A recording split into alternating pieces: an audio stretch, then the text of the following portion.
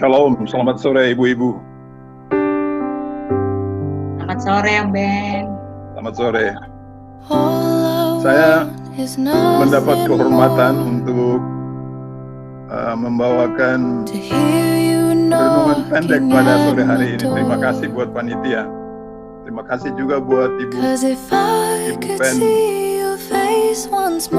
Iren yang sudah selalu membantu dan mengiringi puji-pujiannya. Terima kasih. Sore hari ini kita akan baca dari Filipi 1 ayat 21 sampai dengan ayat yang ke-30 dan merenungkannya. Sebelumnya mari kita berdoa. Bapa kami, Tuhan Yesus yang ada dalam surga, terima kasih atas kesempatan. Terima kasih Tuhan atas kekuatan. Terima kasih atas kesehatan yang Tuhan berikan bagi kami semua para ibu-ibu untuk datang mendengar firman-Mu Tuhan, untuk men-share selalu Tuhan, dan mempergunakannya itu dalam hidup mereka di rumah tangga mereka masing-masing. Terima kasih Tuhan. Pimpin kami, pimpin aku yang akan berkata-kata, sehingga bukan saja kata-kata yang enak didengar, tapi itu makan tempat dalam hati batin kami semua, dan kami dapat pergunakan itu dalam sisa-sisa hidup kami. Terima kasih oh Tuhan, bersabdalah, kami siap untuk mendengarkannya. Dalam nama Yesus, amin.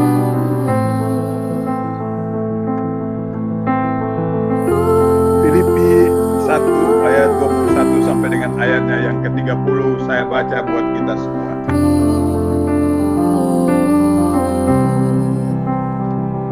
Karena bagiku hidup adalah Kristus dan mati adalah keuntungan.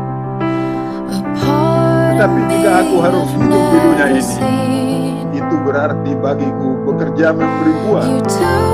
Jadi mana yang harus kupilih? Aku tidak tahu. Aku didesak dari dua pihak. Aku ingin pergi dan diam bersama-sama dengan Kristus. Jauh lebih baik. Tetapi lebih perlu untuk tinggal di dunia ini karena kamu.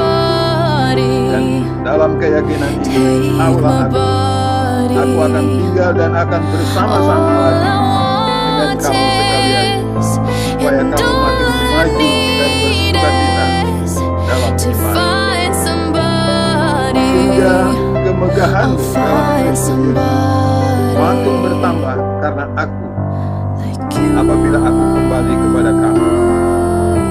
Hanya hendaklah hidupmu berpadanan dengan Injil Kristus, supaya apabila aku datang aku melihat, dan apabila aku tidak datang aku mendengar, bahwa kamu teguh berdiri dalam satu roh, sehati sejiwa, berjuang untuk iman yang timbul dari berita Injil, dengan tiada gentar sedikit pun oleh lawanmu.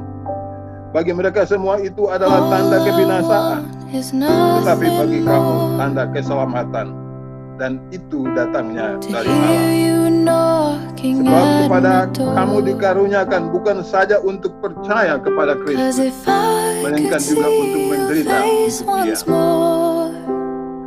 Dalam pergumulan yang sama seperti yang dulu kamu lihat padaku, dan yang sekarang kamu dengar tentang aku. Sekian jawab adalah kita pada sore hari ini. Ibu-ibu, hari Minggu itu Ibu Gembala telah menerangkan dengan sejelas-jelasnya tentang perikop yang baru kita baca ini. Ada 3 hal persekutuan saling dan kepadanan bersama dengan sesuai dengan Injil. Pada kebaktian lansia, Noven Marta sudah menjelaskan lagi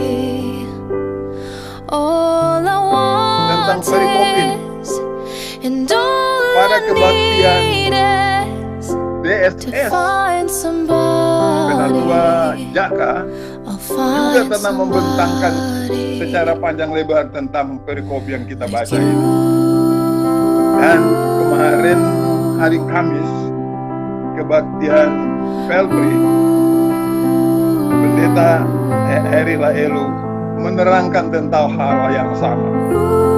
Jadi saya yang begitu yakin bahwa ibu-ibu sudah jelas tentang maksudnya.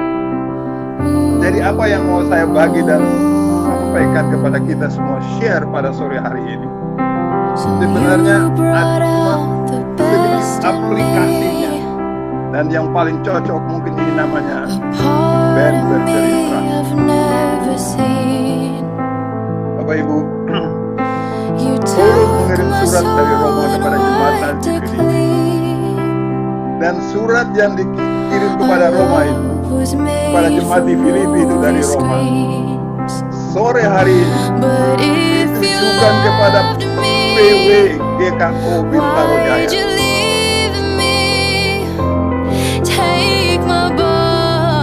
Pasti itu. Dan sekarang kita harus tanyakan, apa yang dapat kita resapi, apa yang dapat kita pelajari, apa yang dapat kita ambil, dan apa sorotan firman Tuhan pada sore hari ini dari surat Paulus kepada jemaat PW GKO Bintaro Jaya. Ibu-ibu, kita mulai bacaan tadi dengan satu teks yang sangat terkenal. Karena bagiku hidup adalah Kristus dan mati adalah keuntungan. Ibu-ibu masih ingat Ahok kan? Ini ayat paling sering diucapkan oleh Ahok. Begitulah kalau jadi tagline namanya. Untuk salesman, untuk berani, untuk gagah-gagahan. Tapi apa backgroundnya sampai bisa Paulus bilang hidup adalah Kristus dan mati adalah keuntungan. Coba kita tinjau satu-satu sehingga kita bisa lihat apa sorotan firman Tuhan pada sore hari ini buat ibu-ibu. Bawa pulang dan pakai itu di rumah masing-masing kalau dapat. Coba kita satu-satu lihat apa background Paulus menyampaikan hal-hal seperti ini. Ini namanya selayang pandang Paulus. Yang pertama doanya. Doanya itu kita bisa baca di Filipi 1 ayat 9 sampai ayatnya yang ke-11. Dan inilah doaku, semoga kasihmu makin melimpah dalam pengetahuan yang benar, dan dalam segala macam pengertian, sehingga kamu dapat memilih apa yang baik, supaya kamu suci dan tak bercacat menjelang hari Kristus. Itu doanya Paulus kepada jemaat di Filipi dan juga pada PW GKO Bintaro Jaya pada sore hari ini. Supaya tahu yang benar, dapat memilih apa yang baik, supaya kamu suci dan tak bercacat menjelang hari Kristus. Itu yang pertama. Yang kedua, apa cita-citanya Paulus itu? Cita-citanya kita bisa lihat di Filipi 1 ayat yang ke-20. Paulus katakan begini, sebab yang sangat kurindukan dan kuharapkan ialah bahwa aku dalam segala hal tidak akan beroleh malu, melainkan seperti sedia kala, demikian pun sekarang Kristus dengan nyata dimuliakan di dalam tubuh, baik oleh hidupku maupun oleh mati. Jadi dia mati pun untuk kemuliaan Tuhan Yesus, dan dia hidup pun untuk kemuliaan Tuhan Yesus. Oleh karena itu dia pikir mati adalah keuntungan dan hidup adalah Kristus. Dan apa seruannya? Seruan bagi Anda dan saya sore hari ini. Seruannya itu ada pada Filipi 1 ayat 20. Mari kita renungkan ini sebagai pokok renungan sore ini. Katanya begini, hanya hendaklah hidupmu berpadanan dengan Injil Kristus, supaya apabila aku datang, aku melihat, dan apabila aku tidak datang, aku mendengar, bahwa kamu teguh berdiri dalam satu roh dan sehati sejiwa, berjuang untuk iman yang timbul dari berita Injil. Itu seruannya untuk Anda semua dan saya sore hari ini. Nah, hidup berpadanan, itulah seruan yang pertama. Ini bagi ibu-ibu yang masih ingat Bung Karno. Bung Karno itu kalau berpidato dia bilang begini, satu kata dengan perbuatan dan satu mulut dengan tindakan. Artinya apa yang dia bilang itu yang dia lakukan, dan apa yang dia lakukan itu yang dia bilang, bukan pelin-pelan. Itu pesan Paulus kepada kita sore hari ini. Ada hal yang kedua, supaya apa? Supaya apabila aku melihat, aku datang, aku melihat. Paulus agak ragu-ragu, apa dia akan tinggal terus di penjara atau dia bisa datang ke Filipi. Itu menurut tafsiran Alkitab masa kini. Dia ragu-ragu apa bisa datang, tapi kalau nggak datang dia bisa dengar bahwa kamu PWGKO Bintaro Jaya teguh berdiri dalam satu roh dan sehati sejiwa, berjuang. Nah, berjuang buat apa? Berjuang untuk iman yang timbul dari berita Injil. Itulah berjuangnya. Berjuang untuk iman yang timbul dari berita Injil. Pertanyaan berikut, apa iman yang timbul karena berita Injil untuk ibu-ibu dan saya sore hari ini? Apa itu iman yang timbul dari berita Injil? Dalam kebaktian lansia, Nopen Marta bertanya, apa perjuangan bapak-bapak sekalian ini? Ada yang menjawab, saya menjawab, saya berusaha keras supaya anak cucu saya itu dekat sama Tuhan. Ada yang bilang kemuliaan Tuhan. Berjuang itu. Tapi berjuang untuk iman adalah berjuang bahwa Yesus adalah Tuhan Juru Selamat satu-satunya dunia ini.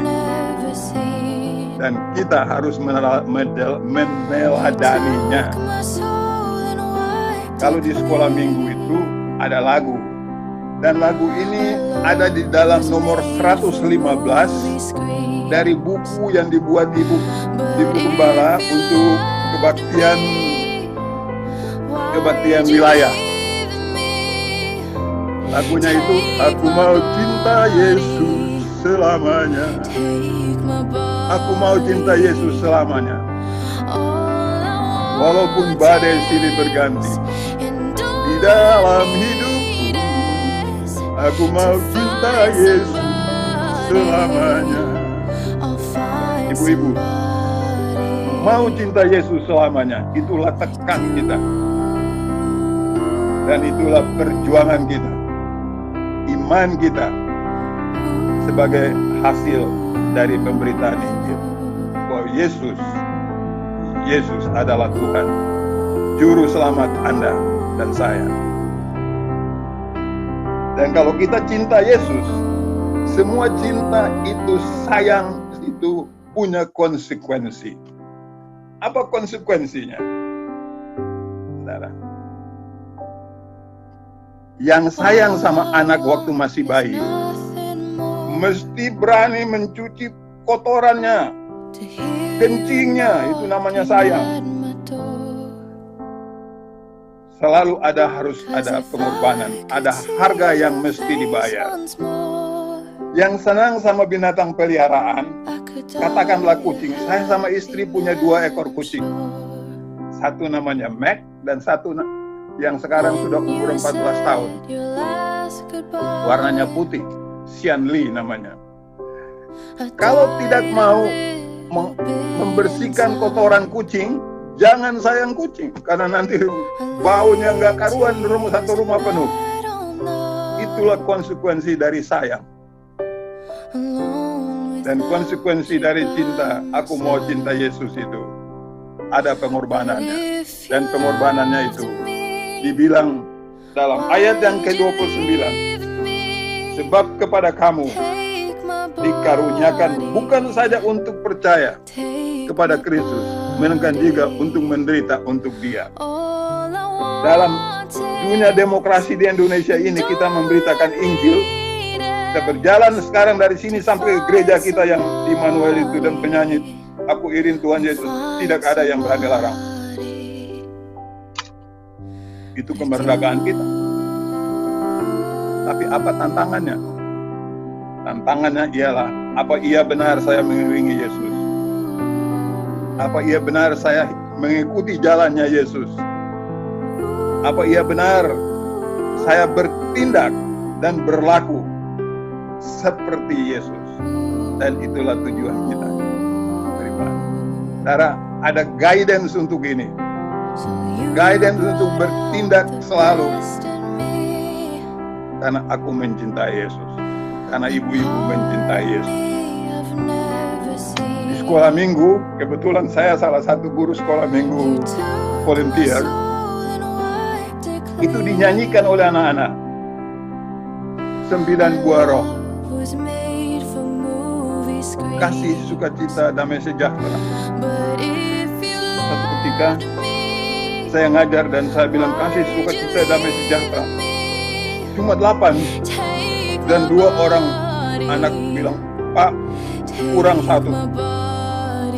Saya ulang lagi, kasih, sukacita, damai sejahtera. Apa lagi ya?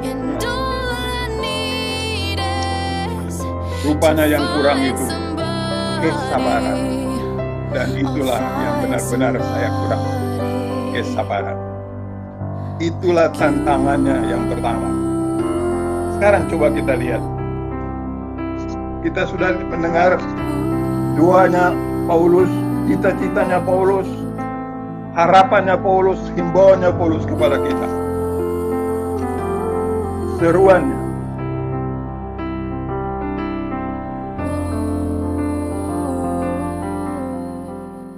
Dan seruannya itu, maju bersukacita dalam iman yang timbul karena pemberitaan Injil. Saudara, coba kita lihat yang pertama. Kasih. Itu yang pertama dari 9 buah roh. Dalam keadaan COVID-19 merajalela, disinilah perlunya kasih. Kita saling tolong menolong. Saya begitu gembira ketika melihat ibu-ibu dengan cara masing-masing, sehingga ada orang yang bisa jadi ojek, antar barang dia dapat uang. Karena dengan COVID-19 ini, ibu-ibu, banyak orang kehilangan kerja, banyak kesempatan kerja yang hilang, banyak kesempatan berusaha kecil yang tidak ada sama sekali, tidak ada.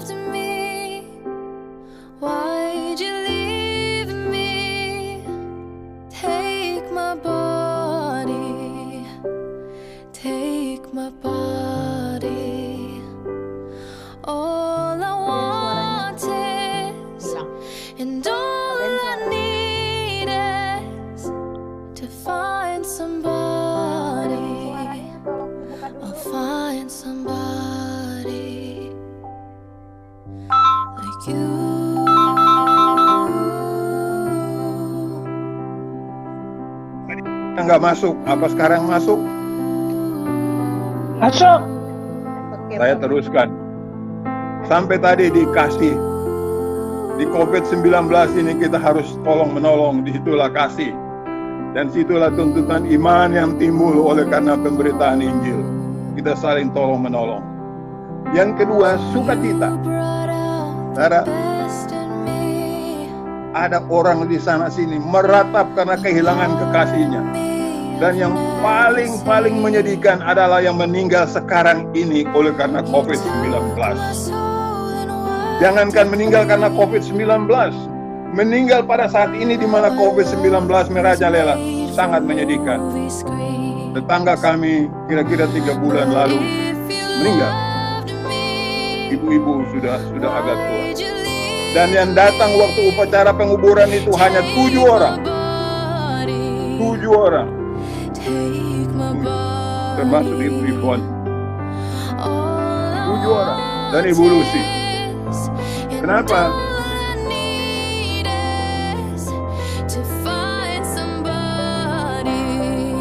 Dalam apa saja. Yang kedua, orang takut jangan sampai meninggal karena COVID-19.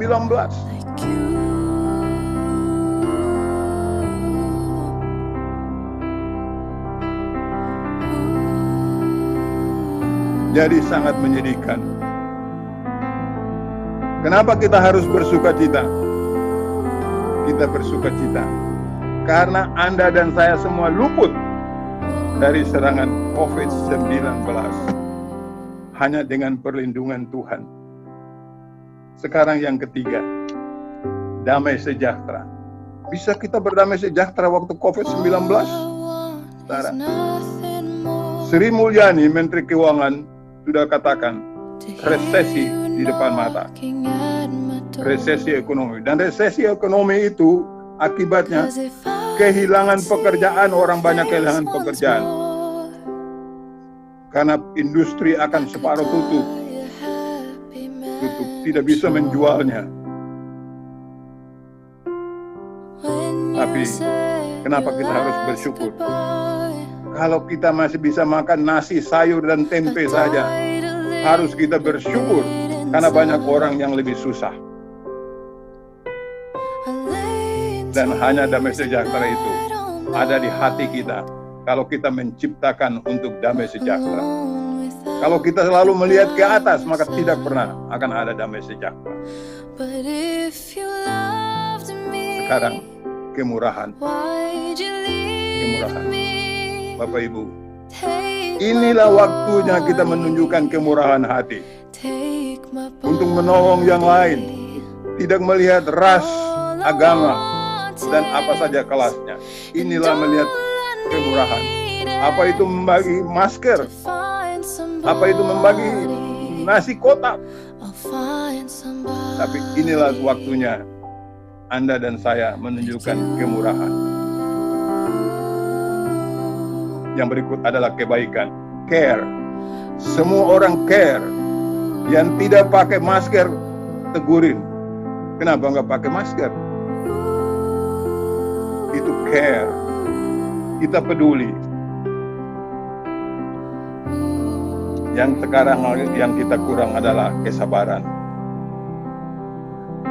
Ibu-ibu, ada orang yang terus kemana-mana berdoa. Dan ketika dia berdoa, sembuh orang yang sakit. Gitu kan? Sembuh orang sakit. Begitu pulang ke rumah, anaknya 3 orang sedang berantem. Dan sebelum ini dia sudah berteriak-teriak. Teleponnya dibanting. Kalau itu yang terjadi, dan ini true story, saya baca di internet. Kalau itu yang terjadi, doa kita itu cuma buat orang lain. Karena kita nggak punya kesabaran untuk anak sendiri. Sekarang kesetiaan. Kenapa kita mesti setia? Buat yang umur saya atau lebih kurang sedikit, tentu kenal sama Benny Murdani.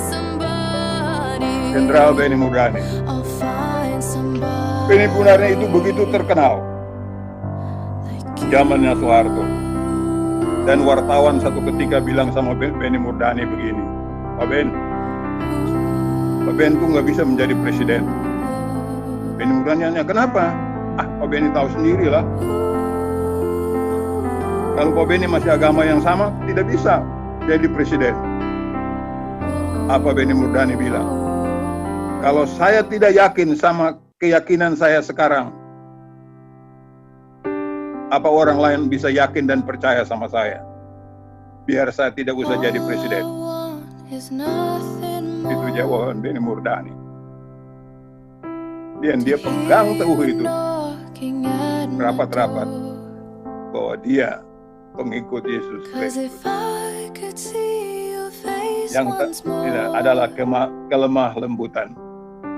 Ibu-ibu, ada satu cerita, dan ini benar-benar true story. Orang namanya Horst Petro kawin sama orang Indonesia, orang dari Solo, penari. Kawin 2 tahun bercerai. Tahun ketiga kawin lagi sama orang yang sama. Kawin lagi. 1 tahun lagi bercerai. Dan keempat kawin lagi sama orang yang sama juga. Dan dia akhirnya menulis sebelum dia meninggal, kalau istri saya bicara di telepon dengan teman-temannya, 1-2 kata dia ucapkan, dia bertertawa 7 kali. Tapi kalau dia bicara sama saya, baru ditanya jawabnya apa. Kadang-kadang kita lemah lembut dengan orang lain, kita halus dengan orang lain. Jangan kira kelemah lembutan itu harus gemulai. Tidak. Tapi bahasa tubuh itu kadang-kadang menyakitkan. Dan menyakitkan itu membawa panjang. Dan kelemah lembutan itu dituntut dalam 9 buah roh. Itu adalah iman kita sebagai berita Injil. Lemah lembut. Kelemah lembutan. Saya punya problem kelemah lembutan. Ketika mulai bekerja, saya bercerita sedikit. Saya berurusan sama kepala Kanwil di Kanwil tenaga kerja di ujung Pandang. Dan dia bilang sama wakilnya, saya mau bicara dengan semua orang kecuali satu yang tinggi kurus itu. Karena tangannya selalu di kantong atau di pinggang. Saya pikir, aduh kenapa saya orang baik begini. Dia nggak mau bicara karena semua tangan saya di kantong dan di pinggang. Satu ketika, saya cerita buat istri saya orang baik begini. Orang nggak ada bilang saya sombong dan tangan di pinggang. Istri saya bilang begini, coba lihat di kaca. Coba lihat di kaca kalau kamu tolak pinggang dan tangan di kantong. Matanya menyala, kelihatannya bagaimana? Saya coba di kaca, iya kelihatannya agak bukan lucu lagi. Begitu. Jadi kadang-kadang kelemah lembutan itu kita tidak sadari sendiri. Tapi bahasa tubuh kita menunjukkan tidak lemah lembut. Dan itu dituntut dari kita supaya lemah lembut. Lemah lembut sama apa? Lemah lembut sama anak-anak. Lemah lembut sama istri. Itu lemah lembutan. Ini yang terakhir, penguasaan diri. Penguasaan diri. Ibu-ibu, ini bagian yang tersulit. Karena penguasaan diri kata-katanya orang refleks. Baru keluar 2 kata dari suami, pidatonya keluar. Baru keluar 2 kata dari istri, pidatonya keluar dari suami. Karena refleks. Biasanya kata orang, gigit itu bibir dan tunggu sampai orang selesai baru bicara. Baru ditembakin kembali. Dan itulah penguasaan diri. Penguasaan diri untuk tidak marah. Dalam organisasi, saya lihat beberapa organisasi, pemuda terutama, dan ini bukan di GKO Bintaro. Kalau ketua dan bawahannya tidak setuju, itu namanya tidak sehati sepikir. Dan bisa bubar. Tapi kalau ketua yang tidak setuju, itu bukan tidak sehati sepikir, karena ketuanya selalu benar. Penguasaan diri itu lihat dari 2 pihak. Kalau ini saya lakukan, orang lakukan ke saya, apa saya senang atau tidak? Kalau saya tidak senang, jangan lakukan buat orang. Karena itu bukan penguasaan diri. Ibu-ibu, inilah yang jadi himbauan dari Paulus kepada jemaat di Filipi. Menjaga iman, berjuang, dan bukannya gampang. Pertanyaannya, bisakah kita lakukan itu sekarang? Dalam keadaan COVID-19, dalam keadaan susah, banyak orang yang kena dampaknya. Bisa nggak kita lakukan ini semua sekarang? Ada orang yang bilang, bisa. Bisa. Satu ketika murid-murid Tuhan Yesus mendengar Yesus bilang, lebih mudah gajah itu melalui lubang jarum daripada orang kaya yang masuk ke kerajaan Allah. Dan murid-murid bilang begini, jadi kira-kira siapa yang bisa masuk ke sana? Yesus menjawab, yang tidak mungkin bagi manusia itu mungkin bagi Tuhan. Amin. Ibu-ibu, nampaknya susah untuk kita secara penuh-penuh merespon himbauan Paulus. Himbauan Paulus supaya sehati sejiwa berjuang untuk iman yang timbul dari berita Injil. Nampaknya agak berat, tetapi di surat Mazmur itu bilang begini, aku menoleh ke gunung-gunung di mana datang pertolonganku, dan pertolonganku datang dari Allah pencipta langit dan bumi. Yang tidak mungkin buat manusia, mungkin buat Tuhan. Kita pertahankan iman kita menjadi murid Kristus, dan selalu aku mau cinta Yesus selamanya. Amin. Mari kita berdoa. Apa ada topik doa yang lain? Kita akan berdoa buat umat di dunia ini, umat Kristen di dunia ini.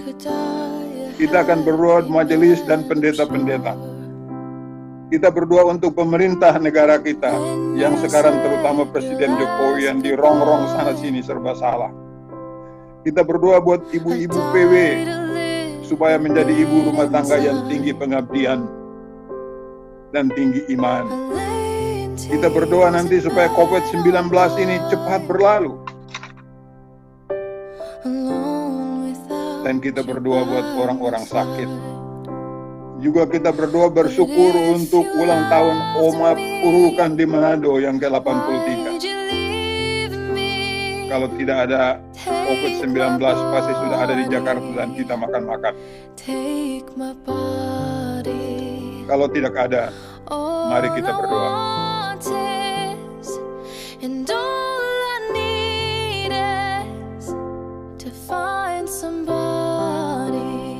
Bapa kami Tuhan Yesus dalam surga, inilah yang kami dapat pelajari Tuhan, untuk berjuang menjaga iman yang timbul oleh karena pemberitaan Injil. Kami adalah murid-Mu Tuhan, kami adalah pengikut-Mu, kami adalah sahabat-sahabat. Kuatkan kami Bapa, kuatkan ibu-ibu ini semua Bapa, untuk menjadi murid yang sejati, untuk menjaga iman, untuk menjadi ibu-ibu yang tinggi iman dan tinggi pengabdian. Terima kasih Tuhan. Kami mau berdoa buat umat-Mu di dunia ini Tuhan. Semua kami takut, khawatir oleh karena serangan COVID-19. Di mana-mana setelah itu berjuang Tuhan untuk mendapat obat yang paling pas dan untuk mendapat vaksin. Sampai saat ini hanya ada kabar-kabar saja yang kami terima, tapi kepastiannya belum ada. Kami mohon hikmat dan kebijaksanaan-Mu serta berkat-Mu turun bagi mereka-mereka Tuhan yang mencari obat yang tepat dan mendapat vaksin ini Tuhan, sehingga COVID-19 ini cepat berlalu. Sampai hari ini Tuhan, ada banyak hal yang kami merasa kurang. Kami belum dapat berbakti secara bersama-sama berjemaat. Kami hanya berkumpul dari rumah masing-masing melalui online, melalui virtual Tuhan. Yang kadang-kadang sebagai manusia kita merasa kurang hikmatnya. Tapi oh Tuhan, kasihankan kami. Kasihankan umat-Mu ini Tuhan. Luputkanlah kami dari serangan COVID-19. Kami mau berdoa buat pemerintah kami, buat negara kami, buat presiden kami, Presiden Jokowi. Yang dalam segala usahanya Tuhan, mendapat rongrongan sana-sini. Berbuat itu salah, berbuat ini pun salah. Karena semua memang serba salah. Serba tidak ada kepastian. Berikan hikmah dan akal budi kepadanya Tuhan, kepada menteri-menteri, kepada penguasa-penguasa, kepala daerah, sampai kepada pemerintah yang paling rendah. Supaya apa yang mereka lakukan Tuhan, dapat mendatangkan kemaslahatan bagi umat-Mu di Indonesia ini. Terima kasih Tuhan. Kami berdoa buat ibu-ibu PW yang hadir atau yang tidak hadir Tuhan. Berikanlah kekuatan, kebaran bagi mereka Tuhan. Kerendahan hati dan akal budi dalam rumah tangga masing-masing, dalam pergaulan, dalam berinteraksi dengan anak-anak dan suami.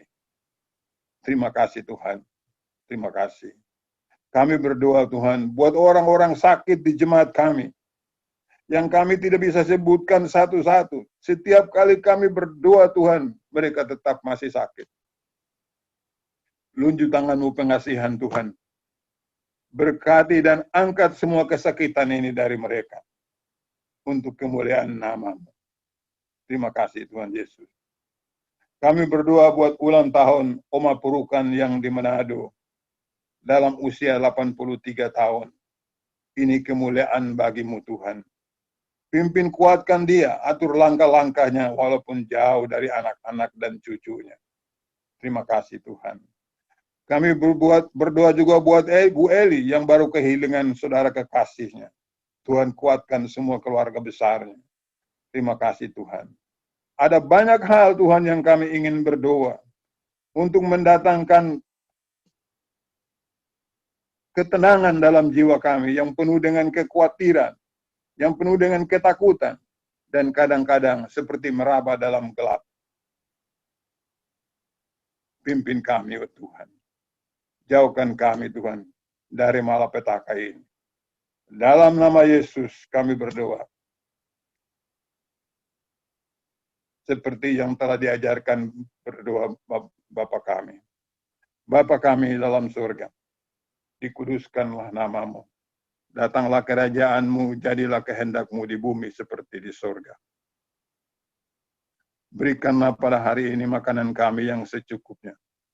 Dan ampuni kami akan kesalahan kami, seperti kami juga mengampuni orang yang bersalah kepada kami. Dan janganlah membawa kami ke dalam pencobaan, dan lepaskan kami daripada yang jahat. Karena Engkau-lah yang punya kerajaan, dan kuasa, dan kemuliaan, sampai selama-lamanya. Amin.